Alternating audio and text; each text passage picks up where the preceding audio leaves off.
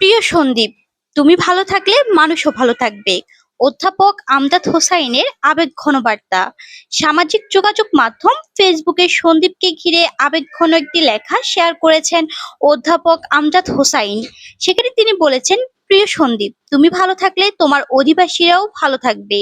তার লেখায় সন্দীপকে শুধু একটি ভূখণ্ড নয়, বরং ইতিহাস, সংগ্রাম, সংস্কৃতি ও প্রকৃতির সৌন্দর্যে ভরপুর একটি জীবন্ত জনপদ হিসেবে তুলে ধরা হয়েছে। বঙ্গোপসাগরের বুকে দাঁড়িয়ে থাকা এই দ্বীপকে তিনি হাজারো মানুষের স্বপ্ন, জীবিকা ও ভালোবাসার ঠিকানা বলে উল্লেখ করেন। অধ্যাপক আমজাদ হোসাইন তার লেখায় বলেন, একটি এলাকার প্রাকৃতিক পরিবেশ, অর্থনীতি, শিক্ষা, স্বাস্থ্য ব্যবস্থা ও সামাজিক স্থিতি সরাসরি সেখানকার মানুষের জীবনে প্রভাব ফেলে। তাই সন্দ্বীপের উন্নয়ন ও সুরক্ষা নিশ্চিত করা মানে এখানকার মানুষের ভবিষ্যৎকে নিরাপদ করা।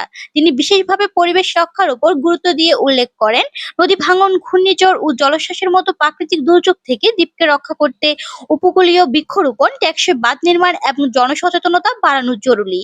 এতে কৃষি, মৎস্য ও লবণ চাষ সহ স্থানীয় অর্থনীতিও শক্তিশালী হবে। এছাড়া তিনি আধুনিক শিক্ষা, কারিগরি প্রশিক্ষণ এবং প্রযুক্তি ব্যবহারের মাধ্যমে তরুণ প্রজন্মকে এগিয়ে নেওয়ার আহ্বান জানান। পাশাপাশি কৃষি ও মৎস্য নির্ভর অর্থনীতিতে আধুনিকায়ন এবং পর্যটনের সম্ভাবনাকে কাজে লাগানোর কথাও তুলে ধরেন। স্বাস্থ্যসেবা, নিরাপদ পানীয় জল এবং উন্নত যোগাযোগ ব্যবস্থার উপর গুরুত্ব আরোপ করে তিনি বলেন, ভালো অবকাঠামো ও নৌ যোগাযোগ উন্নত হলে সন্দ্বীপের মানুষের জীবনমান আরো উন্নত হবে। লেখার শেষ অংশে আবেগঘন ভাষায় তিনি লিখেছেন, সন্দ্বীপ কেবল একটি দ্বীপ নয়, এটি একটি প্রাণ, একটি ইতিহাস এবং একটি স্বপ্ন। দ্বীপটি ভালো থাকলে তার মাঠে সোনালী ধান তুলবে, নদীতে জেলেদের নৌকা ভাসবে এবং আকাশে শিশুরা ঘুড়ি উড়াবে। তার এই আবেগময় বার্তাটি সামাজিক যোগাযোগ মাধ্যমে ইতিমধ্যে অনেকের দৃষ্টি আকর্ষণ করেছে এবং সন্দ্বীপের উন্নয়ন ও সুরক্ষা নিয়ে নতুন করে আলোচনা তৈরি করেছে।